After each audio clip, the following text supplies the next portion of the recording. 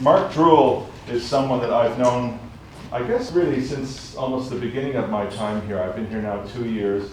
Mark is someone who has a long-standing relationship with IFLAS and with Professor Jem Bendel, and he sits on our advisory board. But when I met him, he was living in Devon, and I have a connection with Devon too, so we kind of bonded there, but working out of Brussels with the Global Responsible Leaders Initiative, the GRLI. And he then recently, over the last 18 months, has been working for the Foresight Group out of Sweden.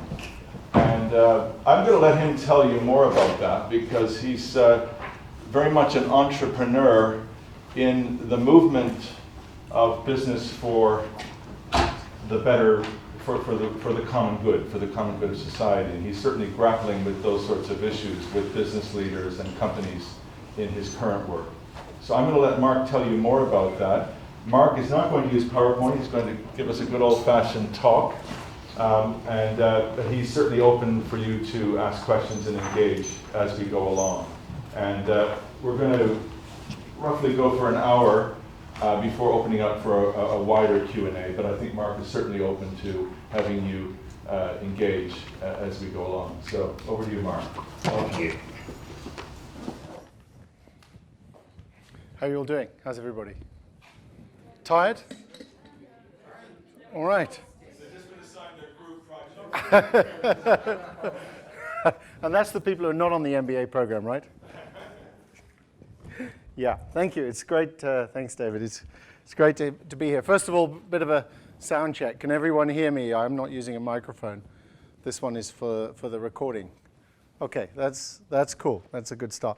It's a great pleasure to be here, particularly because, as David said, I live in Devon, and it's fantastic being in the only county in Britain which is even wetter than the one that I live in. So, and today it's proving it. I thought that it would be useful to explore three things during the time that we have together. And the first one was to talk about and explore the context that we're in.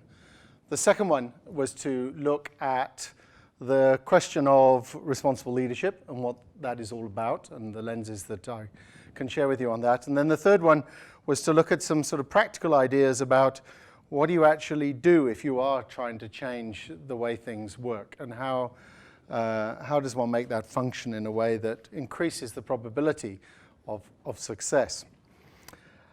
But before I do that, perhaps just a little bit of my background, because, you know, here's another guy standing in front of you. Okay, he's got a piece of bullshit written on a card that says what he is and where he's come from. But I thought it might be useful to share a little bit of my own journey, because I hope that it's relevant to what we're going to talk about. Because I grew up in the southwest of England, and I was educated in the traditional English way, and I went off to university and I studied some politics and some philosophy and some economics. I then headed off and spent 5 years in the City of London as an investment analyst, mostly because I couldn't think of anything better to do at the time. And I found myself working for a mining company, and as a result of that, and I was doing the analytics of investing in mining businesses around the world, I said to the people, well, this is great, but I don't know anything about mining. So they said to me, well, we can send you off on a secondment. And they said, you can go to Africa or Australia. And I said, well, I had a gap year in Australia. I've never been to Africa. Let's go there. So they said, great. And they sent me off to South Africa. And this was in 86, 87. Now, for those of you whose history can remember that kind of time, this was the height of apartheid. And I found myself landing in this country. I spent 10 months there trying to figure out what on earth was going on, trying to learn about the mining business, and suddenly being immersed in this extraordinary maelstrom of political change. But much more importantly, and this is the real stories of life, is that while I was there, I met a girl and I fell in love. And so 2 years later, I went back there to get married and to do what many people from this part of the world do, and just go out and spend a few years somewhere else in the world with the ambition one day I would come home, maybe a few years later. In fact, it turned out to be 20 years later. And interestingly, I didn't marry that person. In fact, if we had been in the same city when we got engaged, Actually, we never would have got engaged, but that's another story. I did marry somebody else in South Africa, and so I have a wife and 4 children who are all kind of carry South African passports, Dutch passports, British passports. They're really confused about who they are in the world, but that's part of the world that we live in. I work for a consulting firm based in Stockholm. I live in Devon. We have clients all over the world.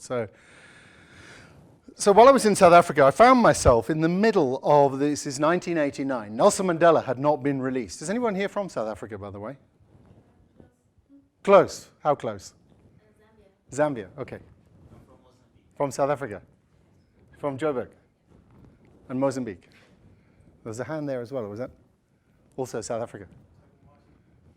Okay. So for people who come from that part of the world, part of this story won't sound strange, but for the rest of us it might sound a little unusual. So I was working in a steel company in the middle of this time of mass protest, and we had to sell steel to the Japanese, and if we didn't make it, for any reason, they would stop buying for us and they wouldn't come back. So we had this hidden deal with the ANC and its trade union leadership in our organization, which was essentially we would do lots of things to break the law in terms of the advancement of black employees, and they wouldn't go on strike. And this was kind of a social contract that we had under the radar, so we did all sorts of things that at the time were illegal but now make perfect sense, and to us made perfect sense then. But eventually the wave of political action caught up with us, and we ended up in this situation where the community in this town of Middelburg were refusing to pay for their electricity. The power had been cut. People were stopped from going to work, and within 3 days we had 3 people killed through having a tire put on them and set alight. So it was a very, very messy situation.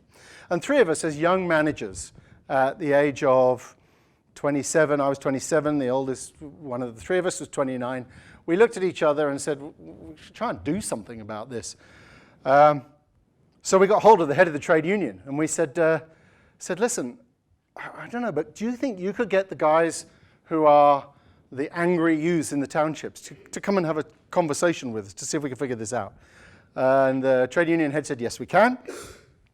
And we went along to the town councillors who were responsible for turning off the lights and the water into the town because of the unpaid bills. We said, would you come and talk to us to see if we can get some discussion going to break this deadlock? And they all said yes. So they came into this business, this steel plant, and they walked into the room and they looked at each other and they turned around and walked out again. We sort of said to them, well, hang on, look, can you at least stay on the site? So one bunch sat in one building, another bunch sat in the other building. And we started this shuttle diplomacy between them. And some say, this started at like lunchtime. About 5 o'clock in the afternoon, we realized that something was possible here. Because everybody could agree on one thing, which is that everybody wanted this community somehow to move forward, create a better community for everybody. So we suddenly had a brainwave. I don't remember, it doesn't really matter which one of us had it. And we said, how big is the backlog? And the answer was, at the time, in money of the time, about 300,000 American dollars, which was a lot of money, of an electricity bill that was unpaid by the community.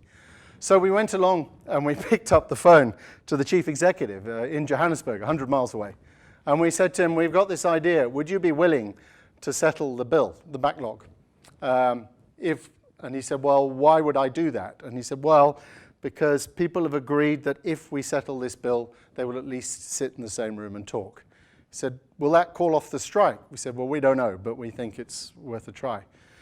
So when he'd finished laughing and then swearing at us, he said, this is so insane. He picked up the phone to the chairman of the company. Chairman of the company, who was a much more, shall we say, visceral human being, used words of one syllable that my children definitely should not hear for many years to come, when he was told of this idea. And in the end, he said, yes, okay, let's do it. So late in the afternoon, the finance director was writing out a check for $300,000, or the rand equivalent. And we started this diplomacy saying, if you guys just agree to talk, this money can settle this deal tonight. And eventually, at about 2 o'clock in the morning, I think everyone was just exhausted, they said, okay, all right, we agree. We will come back tomorrow to meet. And the 3 of us set off in my colleague Chris's car, and we went and knocked on the town engineer's door in the middle of the night. He was a bit surprised. It was well below freezing, and this man sort of came out in his dressing gown, and he looked at us, and we gave him this check, and he looked very surprised. And we said, well, that's the backlog. And he said, okay. And he phoned up the technicians and said, put the lights back on. And we went up onto the top of the hill and looked down over this town of 70,000 people that had no electricity in the dead of night. And the power came back on. And you could hear people cheering. And we started this community forum. And we got everybody involved. We got the community, we got the town council, we got the stooge illegitimate government, we got the ANC activists underground, the angry youths from the township, the churches, everyone got involved. And it was going really well because we agreed that we could all talk about one thing, which was creating a better community for all of us. And while we were doing this one day, there was a knock on the door about 2 months later, and in through the door walked a phalanx of very big men in dark suits. And in the middle of them was a little guy wearing a purple dress, and it was Desmond Tutu. And we didn't know he was coming. So he walks in. Now, half the room thinks this guy is the devil incarnate, the turbulent priest. The other half of the room think he's a hero. But he carried enormous charisma, and my friend Chris, who was chairing the meeting, sort of stepped back, and Tutu said, don't mind me, sit down. And he said, carry on, and he sat in the corner over there, and after about an hour, he put his hand up, and he said, do you mind if I say something? He said, I'd like to say a prayer. And South Africa is a very religious country, and everybody joined him in prayer. And afterwards he said, thank you, I'm going to go and talk to some friends in Johannesburg. And what we didn't know was that the chairman of this company of ours was also the chairman of the National Chamber of Business. And he was a great friend of Desmond Tutu's. And he had picked up the phone when he heard what we were doing and saw this committee starting to work. And he said to him, listen, you go down and have a look at what my guys are doing down in Middelburg, and let's have a chat about it afterwards. So they got together in Johannesburg, and they created, and they talked about it. And this guy, John Hall, said, you know what? I can get the business people in every community in the country together. And Desmond Tutu said, well, I can get the church groups. They said, let's do more of these. And in the end, they created 4,000 of these community initiatives. And it became a thing called the Peace Committees, which in the end became the power broker for the whole political transition. And the reason that I tell you this story, apart from the fact it's a nice, memorable story, is that none of us who were initiating that little idea to solve a problem had any idea about the consequences that it could unroll. And all sorts of people on that journey, from 3 people sitting around saying, we've got to try and figure out and take some action here, all sorts of people stepped in to support that process of doing something which turned out to be important. And the difference between the people who stepped forward, and I've thought about this over the years, because many thousands of people stepped forward in that time in South Africa, and many thousands did not. And the fundamental difference between them is something about the internal value system and compass that they carry. That compass that says, I see something and I'm going to do something about it. Not because I have an answer, but just because I see that something needs to be done here. And in my life, that changed my own perspective as a 27-year-old about what business can do. So I spent many years in the corporate world. I spent a decade as a sort of head of corporate affairs of a company with 35,000 people in 32 countries and $6 billion of turnover. Being a change agent trying to improve things, driving sustainability into the business, trying to persuade the investment community the logic of what we did as a business, reforming the brands, and a dozen different things across all sorts of businesses. And when I turned 40, I told all my mates that when I was 45, I would leave corporate life. And I told my mates so I would be publicly humiliated if I didn't. Because I knew that if somebody couldn't hold me to account, that wouldn't happen. And I did, and I left Johannesburg, went down to Cape Town, did the kind of things that you always dream about. I built a distillery and started an investment management company with a deep sustainability focus. But I stayed involved in this initiative about responsible leadership this thing that David mentioned, which has grown to 100 companies and business schools around the world, wrestling with the question, how do we create a new generation of responsible leaders? And somewhere along that journey in 2008, the board said to me, won't you come and run this firm, this initiative? I said, no. They kept asking me. 6 months later, I came back from a meeting in Bordeaux. And for those of you who have life partners, you'll know this kind of story, this conversation. It went like this. I walked in to see my wife. I said, we need to talk. She looked at me and said, where are we going? I said, how does Brussels sound? She said, thank God it's not England. Which is, of course, I was joking and say the reason she said thank God it wasn't England is because she thinks that most people in England are as dysfunctional in their relationship to changing the world as most of my old university mates are. She subsequently discovered there were lots of people in England who actually have a desire to see the world be a different place. But her first reaction was, thank God it's not England. So we moved to Brussels, and I spent 5 years running this global organization and being incredibly involved in trying to figure out how we transform business education, what works, what doesn't, and we could spend hours talking about that. And then subsequently, I find myself now as a partner in a Stockholm-based advisory firm with 20 people who basically spend our time helping organizations that have an ambition to do something significant that's relevant to the times we live in.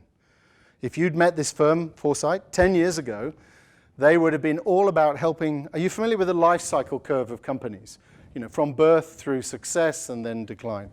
We're all doing MBAs, so you should be nodding furiously, or at least if it isn't, it's coming in a coming in a module near you. It's in strategy. So the Lifecycle Curve. So this company used to spend its time, I'm drawing this backwards, so it'll be interesting to see if it works, saying to companies as they stood at the top of the pinnacle of their success, mostly in Sweden and the States, and looking down into the abyss and trying to figure out what they were going to do, we can help you to create a small company spirit in your organization. Because we know more about entrepreneurship, the process of creating entrepreneurial change in large organizations, than anyone else in the world. So for 20 years, they did that. They did that to help companies become more profitable.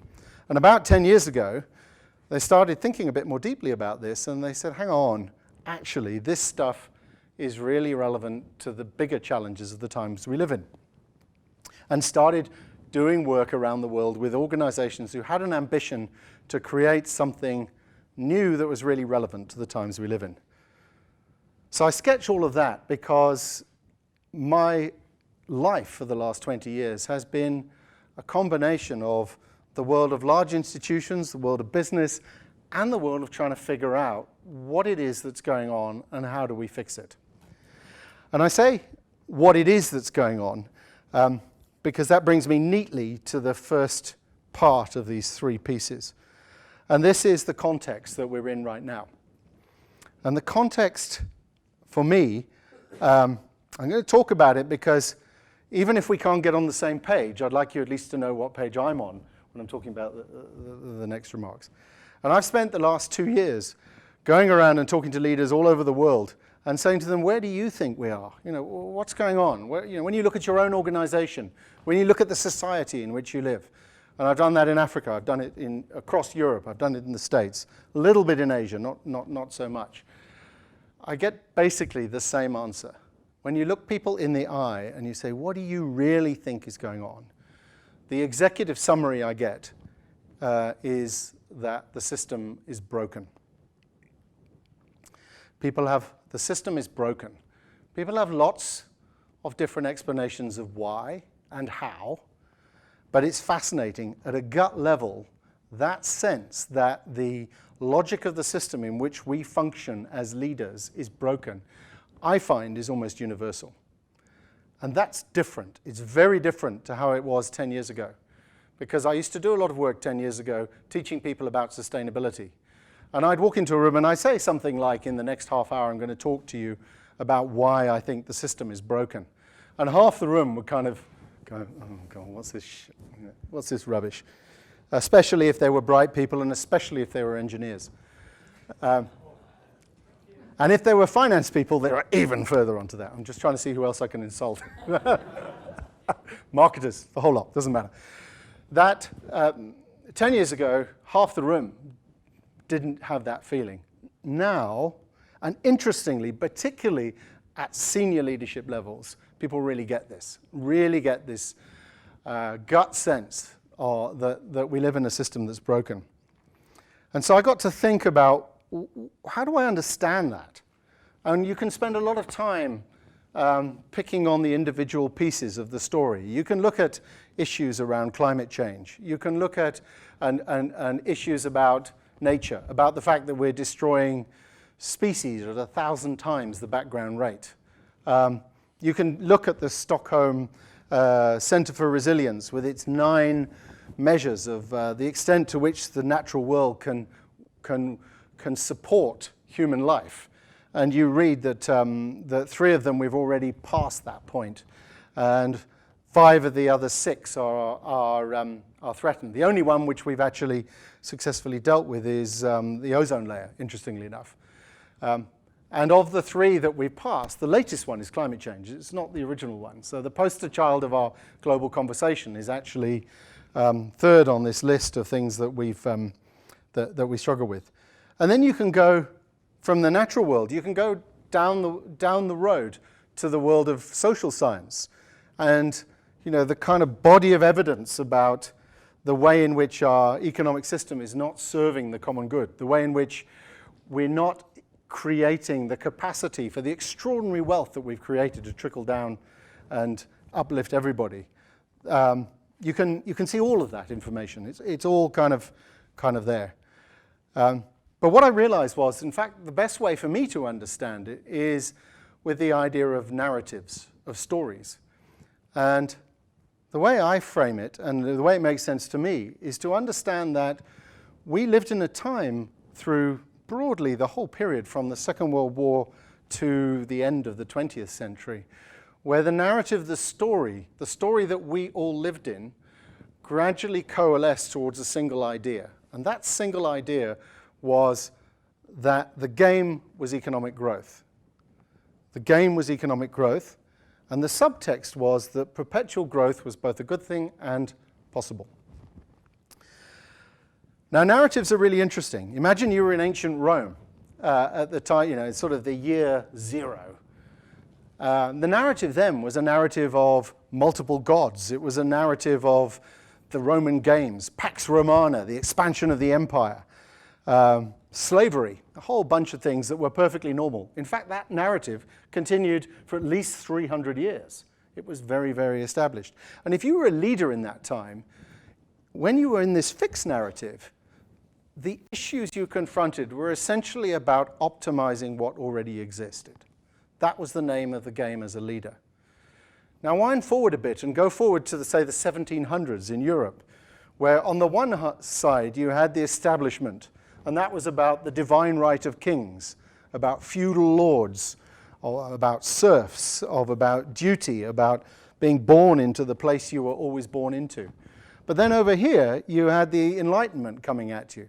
You had people manufacturing. You had people translating the Bible into the languages that local people could read.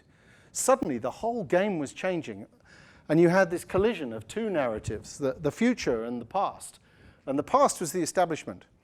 And I would suggest to you that we are in a time that's very similar to that picture of 2 narratives colliding. Because on the one side, you have the narrative that we all grew up in, which was that essentially it's about growth and it's about expanding and distributing more effectively the successes of expanding the economic system. Premised on the idea, when you investigate it a little bit more deeply, that in fact, if you grow the system, what you do is you make people happier, because more wealth is a good thing. Not only for those who have nothing, the 6, soon to be 7 of the 8 billion people on this earth who don't have a kind of level of basic services that the billion of us enjoy, but that for that billion, the people who do have the wealth, the assumption was still the same, that in fact more economic growth, the ability to buy more stuff, was inherently a worthy goal. And of course, The interesting thing is that if you wander down the road from a faculty of business or economics to a faculty of social sciences, what you will discover is when you describe the characteristics of this part of the narrative, perpetual growth, if you like, shopping makes us happy. This idea, what your social science friends will tell you is it's a pathological behavior. Because what they will tell you is that in all the social research that's ever been done, there is no finite point beyond which you become fully happy.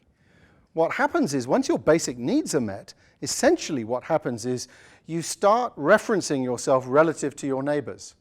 So you're trapped in this crazy cycle where the only time you feel happy is if you've got more wealth than the person who's sitting next to you. And of course, if they're in that cycle, it's essentially a pathological behavior, because growing the system cannot achieve the kind of ambition that you set out for in the first place, which was to make, was to improve things. So that's the kind of dilemma of the old narrative.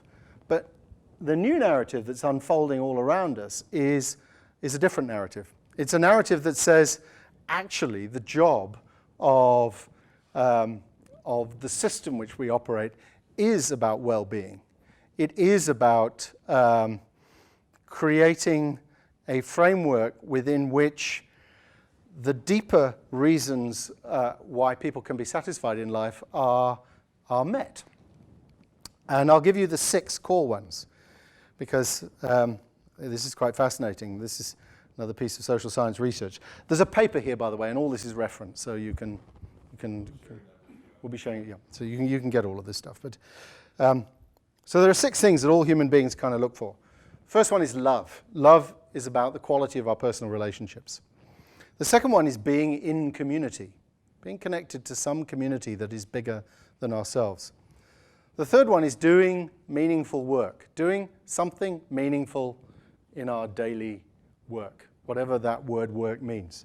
The fourth one is learning for the joy of knowledge, not necessarily to make me a better unit of labor, but learning. The fifth one is service to others. It's the act of serving other people. And then finally, the sixth one is the quality of our connectedness to nature. Quality of our connectedness to nature.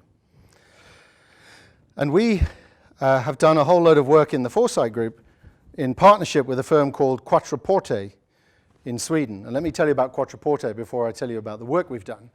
Quattroporte is a firm that spends its time matching big data information with the normal qualitative analysis of trends. Big data and qualitative analysis of trends. What usually happens in the world is you have people who understand big data, but and usually they're young. Their ability to actually work with that sensing of what's going on in the world is limited. So they put these two ideas together. And they're really, really good at spotting trends.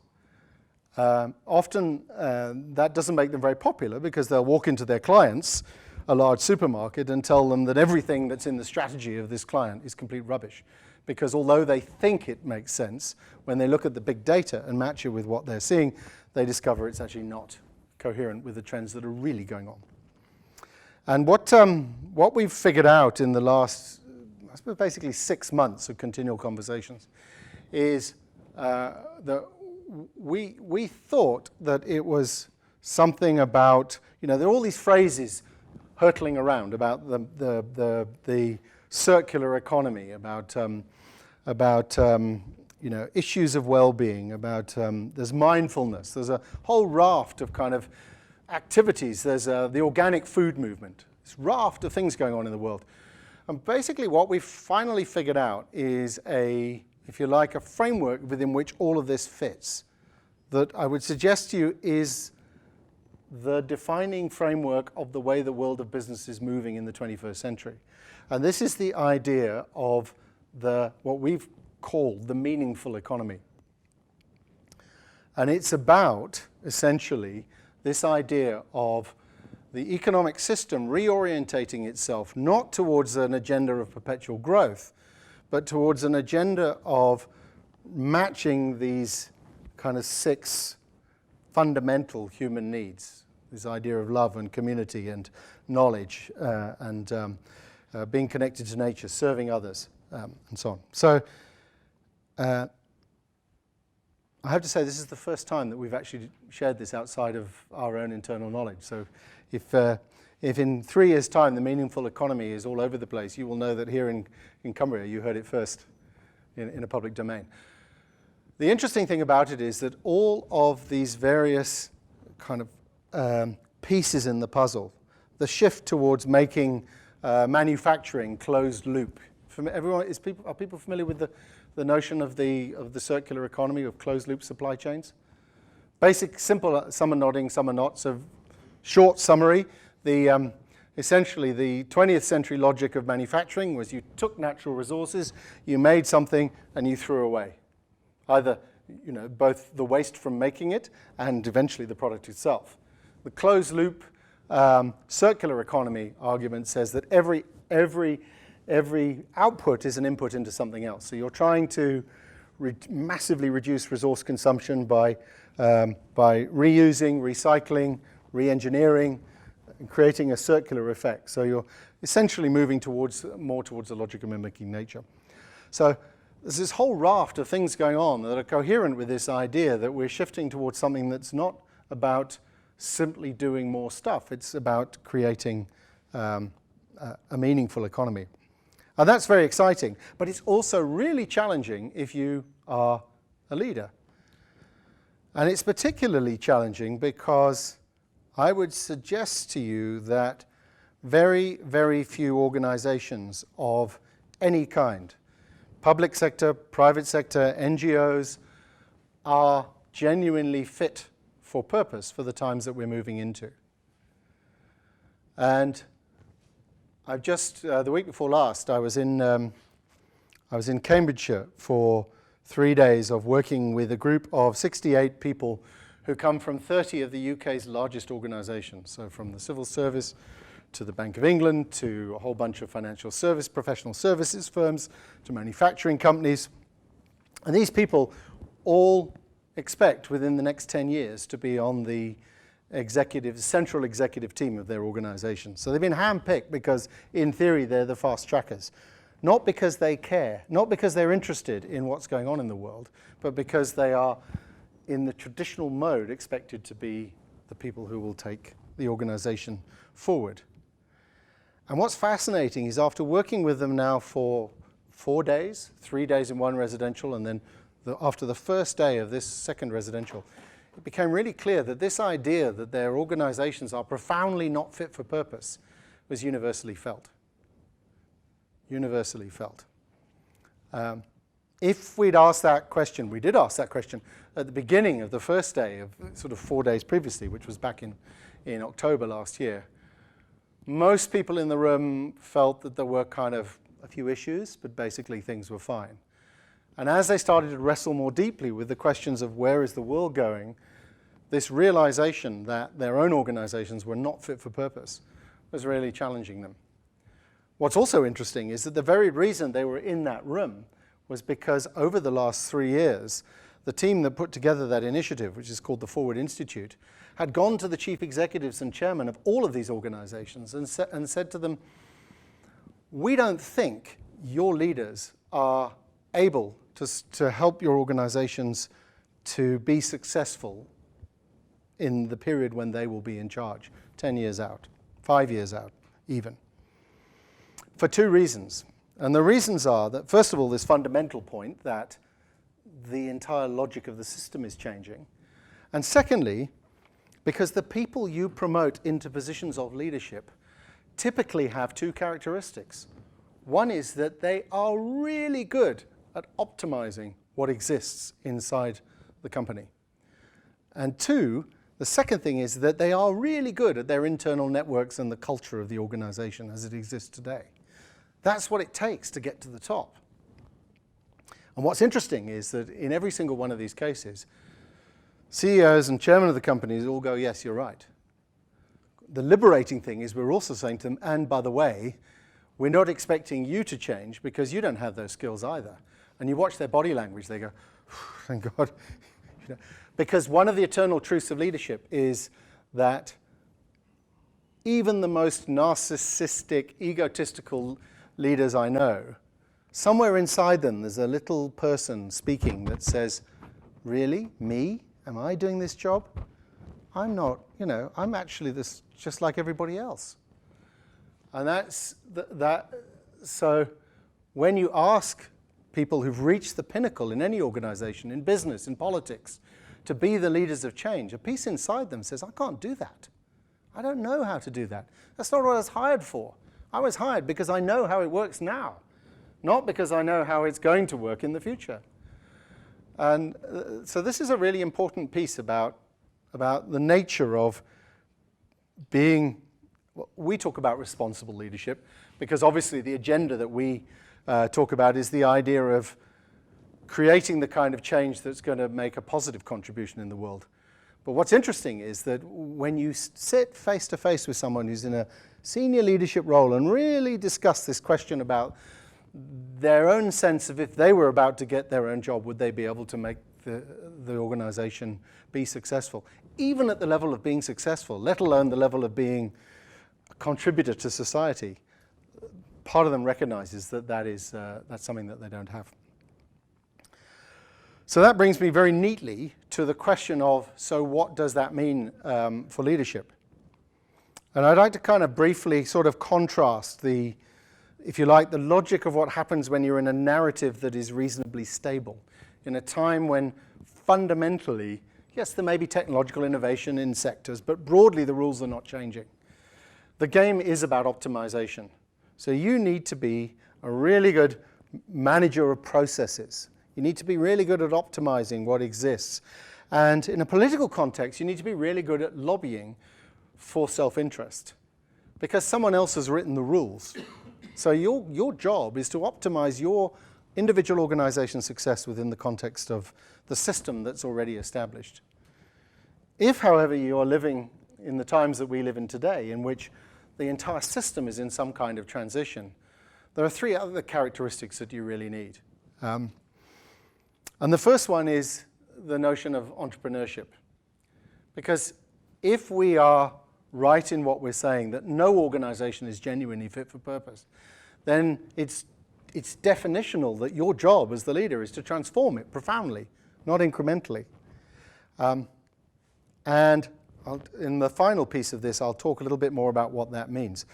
So entrepreneurship, again, which is absolutely not a characteristic that people who rise to the top of organizations are generally blessed with, other than those that create them.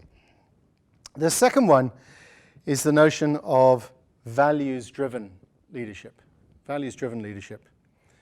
And the important thing about this is that in a narrative that's fixed, in a very real sense, the values are determined by the society around you, and they're fixed, okay? So they get translated into laws, they get translated into custom and practice, and as long as I understand that system, then I know I'm doing the right thing. The problem about a world in transition is that the signposts are all gone. And for example, just when you think you understand what's required of you in terms of disclosing your tax returns, the world suddenly tells you it's not good enough. So the essence of values-driven leadership in the context of this kind of world in which everything is changing is the challenge to be constantly questioning and interrogating the values. Not just having a good set, but working with them and asking, well, what does it mean? And, if you were David Cameron 6 months ago, you would have assumed that being squeaky clean about filing your tax returns was actually the right thing. And suddenly you're finding it's something else.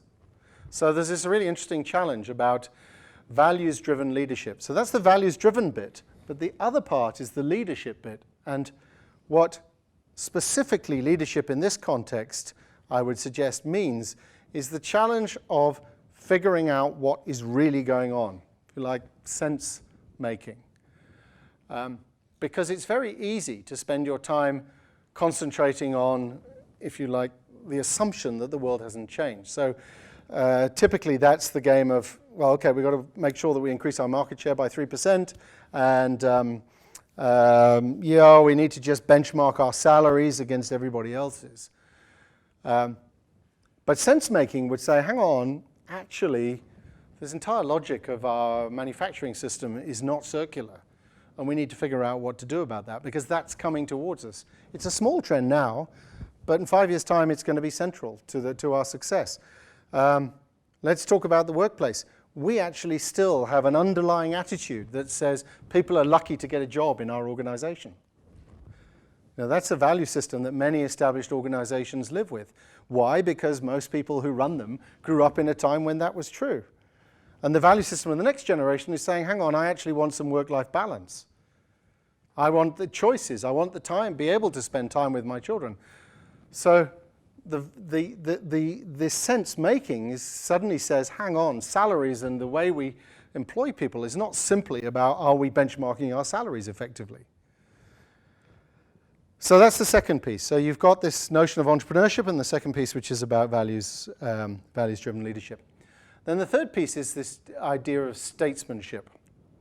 And statesmanship is a recognition that if you are in a world that's in transition, your responsibility as a leader, no matter what organization you are leading, is to participate in the journey of transforming the entire system. And again, this is not a skill set that most people who run organizations today have developed. In the South African context, lots of people learned it really quickly. And they learned it because they went through a period where the only thing that was clear was that no country on earth had ever made a successful transition from a minority to a majority political control. No one had ever done that. So the only thing you knew with certainty was that the entire system on which your business was functioning was doomed to fail, based on the evidence. So a lot of people learned the notion of statesmanship, trying to figure out how I can be a role player in the wider system. But again, this is another dimension of leadership that's absolutely not part of what we're all taught to do when we go to business school, or at least historically we weren't. So I'm going to shift now just briefly to the final part of what I want to talk about, and that is to reflect on the question of how are we doing as business people in creating change, the kind of change that perhaps this transition in narratives and the challenge of leadership is asking us to do. And I guess, again, the executive summary is, as established organizations, we're doing really badly. And we're doing really badly for if you like, an inbuilt reason in the logic of the system. And it goes like this.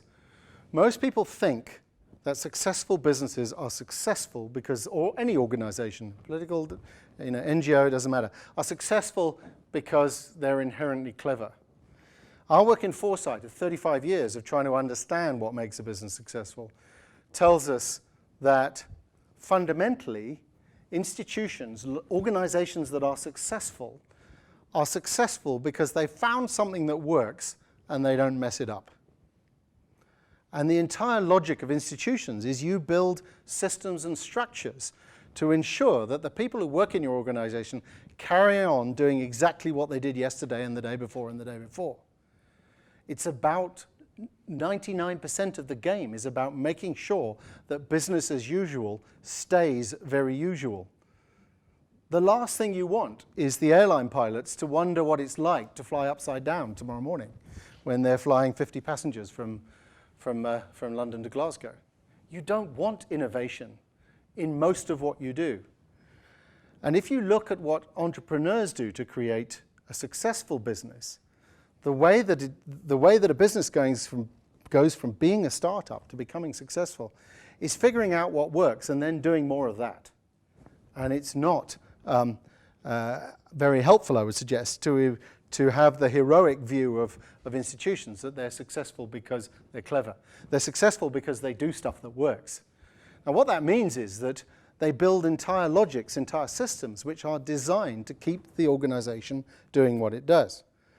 And then they adjust on the margins. And they have planning cycles that are designed to ensure that that is maintained. If it's important, it's called strategic planning. Most people end up calling everything strategic planning. But that game is all about, we have all these resources over here. We have a really good defined goal over there. And we optimize and we measure and we test and we regulate and we make sure that everything is performing as we expect as we move through the cycle of the year and the cycle of implementing new projects. And fundamentally, it is all incremental. And it needs to be, because if it's not, you run the risk that this core thing that you've created will stop working. The problem with that is when you start moving into a world where everything is up for grabs and changing, you have to do something else. You have to create profound change. You have to go back to the logic which probably got you successful originally, which was to try a lot of radically different stuff. And what happens in large organizations is that those kind of initiatives end up being treated like a virus. And the white blood cells, if you like, of process and structure come in. I mean, I don't know how many people have been really successful at creating profound change in a large organization. No. And in fact, it's very, very rare. And there's this technical structural reason, and that is because of the way in which successful organizations build themselves. And often we blame, oh, it's Fred, or it's Jane, or it's the leader, or it's the accounts department, or whatever it is, the planning cycle. The point is that they are hardwired to be difficult to change.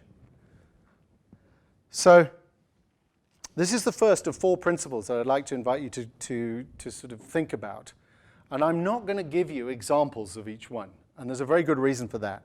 And the reason is that what happens in examples is that we get wrapped up in the detailed execution of what a particular organization does.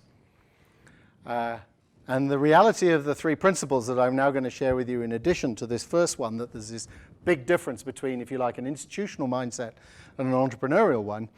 The reality of the difference is that the application of these principles is always customized and unique. And I mean, I spent half my life being really excited by what someone else had done in another organization, marching back into my own organization and then trying to make it happen, and then failing. You know, it's like, why is that? And then what I realized in recent years is that the point is that it's the unique cocktail of these things, of these applying these principles, that allows you to create significant change. So the first principle, and this, I say, is all written up in here, but I'm just sort of giving you a little sketch of it. The first principle that's really important is the principle of opportunity selection. So you want to change something, and the principle of opportunity selection says, have a really clear picture of roughly what it is you want to change. Roughly what it is. And then related to that, have a clear understanding of the parameters within which you can operate, in the sense of, what is it around here that is going to enable me to achieve change? In some organizations, it might be, whatever I do has got to be profitable in a short period of time. In other organizations, it might be, I can only mess with the client base that we already have, or the opposite, you know, some set of parameters. And then related to that, what are the kind of the geographies or the areas in which there are genuine opportunities to create something? Is it in manufacturing? Is it in a particular part of the world? Is it in the way in which we employ people? Whatever. So the whole point about opportunity selection is the idea that success in creating profound change starts with narrowing down the options to something that is workable with. Now that's very different from defining the goal. The goal can still stay very, very fuzzy. In fact, it should be. And the reason that the goal should stay fuzzy is because the truth about anything that ultimately works is that it was never what you originally started out to do.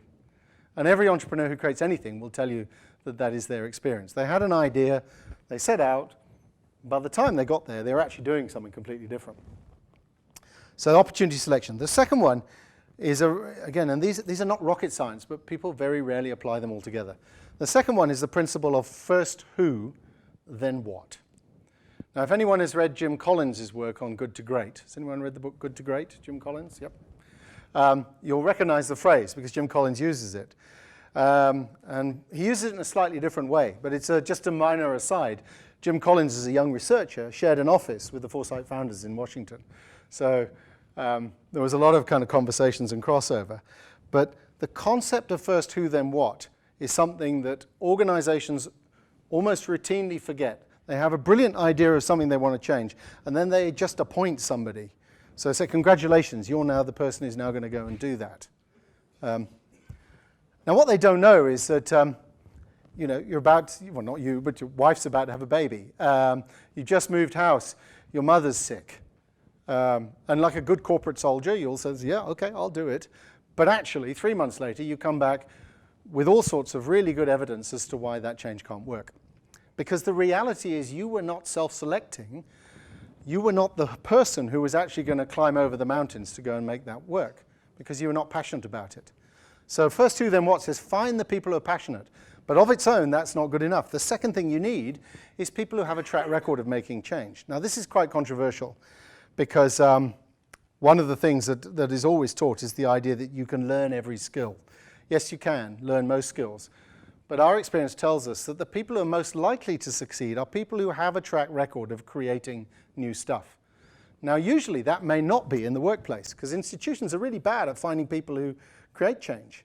But often you'll find that there's actually somebody who's done fantastic work on the weekends.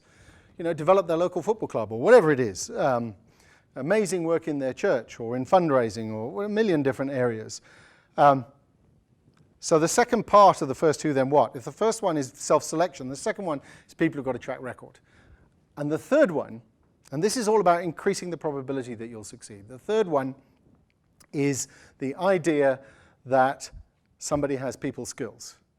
Because again, one of the mythologies is that entrepreneurs are self-selected heroes who go out there and change the world on their own. And it's complete rubbish. Because when you're trying to create something which inevitably will be different by the time you finish from where you started, you're going to have a lot of people participating and supporting and helping you along the way. So the chances are, if you find someone with people skills, as well as they've volunteered, and the fact that they've got some kind of track record, then that ticks the boxes in terms of the possibility that you've found the right person or people to go on this journey. So there's self-selection. There's the principle of first who, then what. We've talked about opportunity selection. Then the third bit is the basic mechanism of how you create change. And we talked a bit about this logic of how institutions do planning.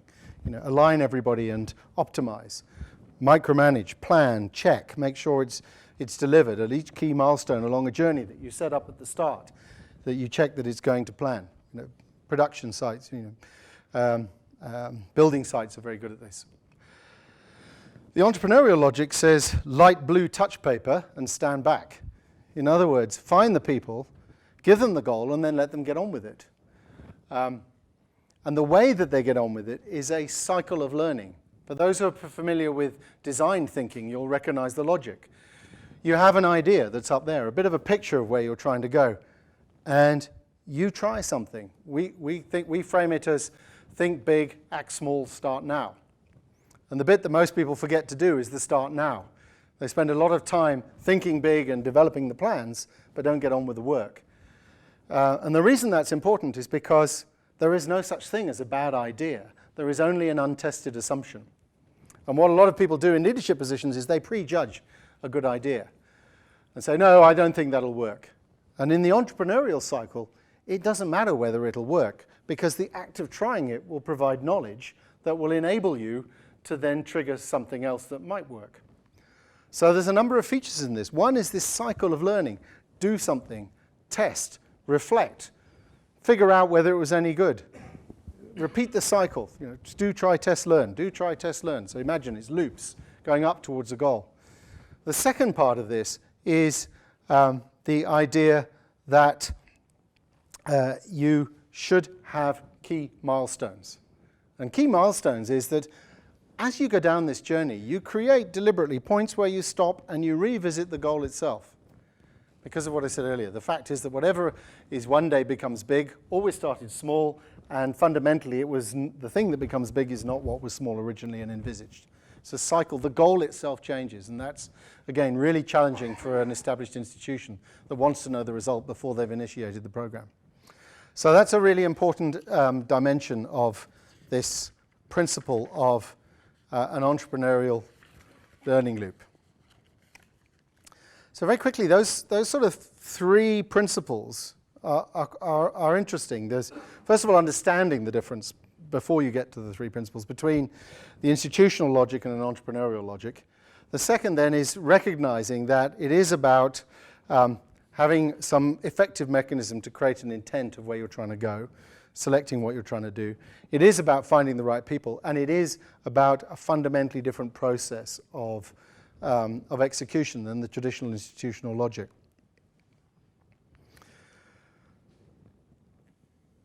Now, the important thing about this is it's not rocket science. It's not rocket science. But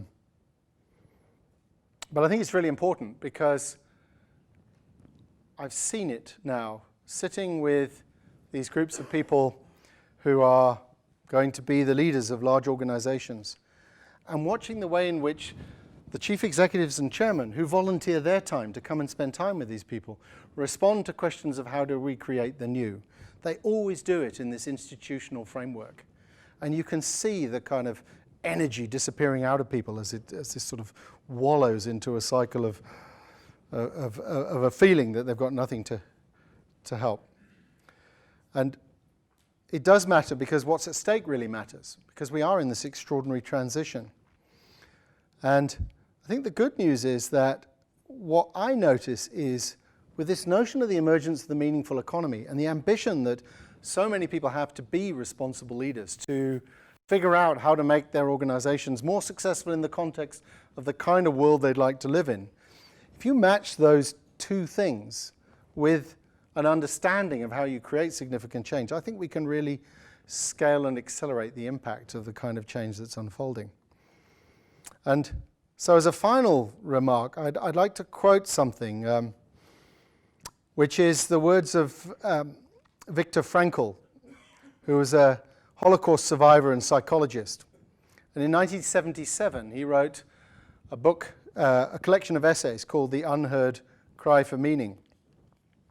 And I think that collectively, what we are standing on the edge of is 20 years in which we'll turn the tide on essentially a relatively empty agenda towards one that really is full of meaning, and the meaningful economy will be real in our lives.